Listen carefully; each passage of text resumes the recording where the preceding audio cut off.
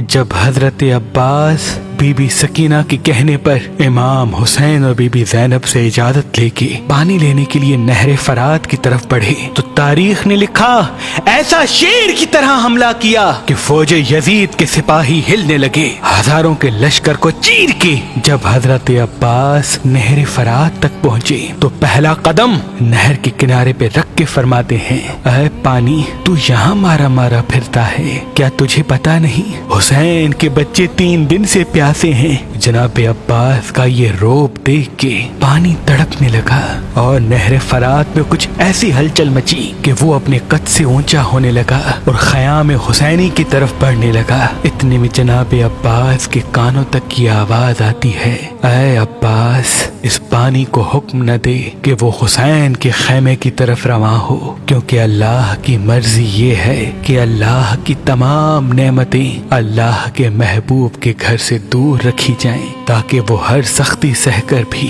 अल्लाह के दीन को बचाने में कामयाब हो। ऐ अब्बास ये शुजाअत का इम्तिहान नहीं, सब्र का इम्तिहान है। जनाब अब्बास जैसे ही अपने बाबा के लहजे को महसूस करते हैं तो फरमाते हैं, ऐ मेरे बाबा मैं तो अपने आका के बच्चों के लिए पानी लेने आया हूँ। फिर आवाज आती है, ऐ अब्बास जो तू पानी मश्क में भर रहा है ये पानी रसूल अल्लाह के बच्चों की प्यास नहीं बुझाएगा, क्योंकि जैसे ही तुम लश्कर की तरफ पलटोगे तुम्हें शहीद किया जाएगा।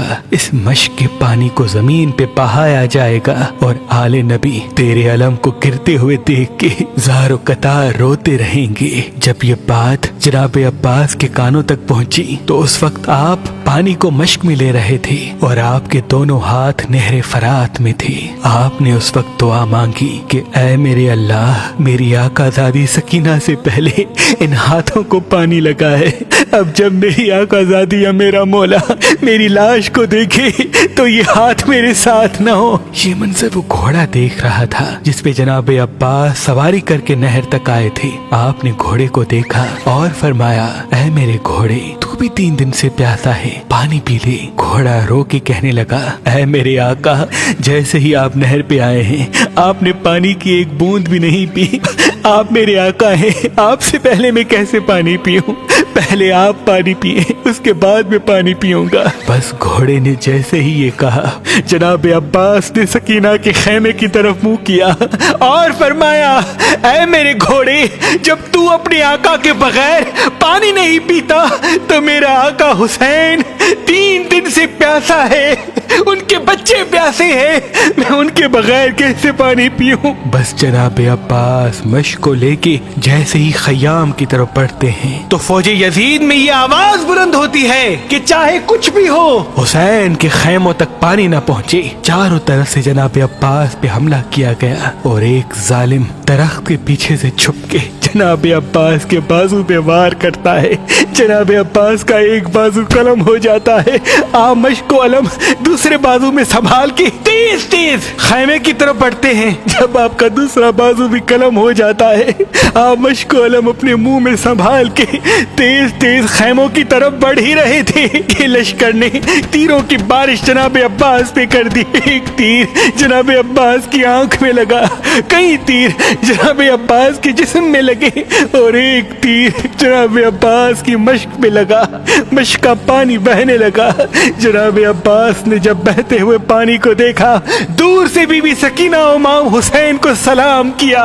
इतने में एक जालिम गुर्ज जनाब अब्बास के सर पे मारता है, आप घोड़े की ज़ीं से जमीन पे आते हैं। तारीख ने लिखा कि अरब की सरजमीन पे जनाब अब्बास से बड़ा किसी का कद न था, लेकिन जनाब अब्बास की कब्र मुबारक उस कद के मुकाबले बहुत छोटी है। तो एक मर्तबा इमाम जाफर सादिक से पूछा गया कि ऐ नवासाए रसूल जनाब अब्बास का कद तो बहुत बड़ा था लेकिन उनकी कब्र इतनी छोटी क्यों है? इमाम जाफर सादिक अपने सर से अमामा उतार के चीख के रो के कहते हैं कि जब मेरा अब्बास घोड़े की ज़ीं से जमीन पे आया तो चारों तरफ से फौजी यजीद ऐसा हमला करती है कि जनाब अब्बास का पूरा जिस्म से जुदा ادا کر دیتی ہے۔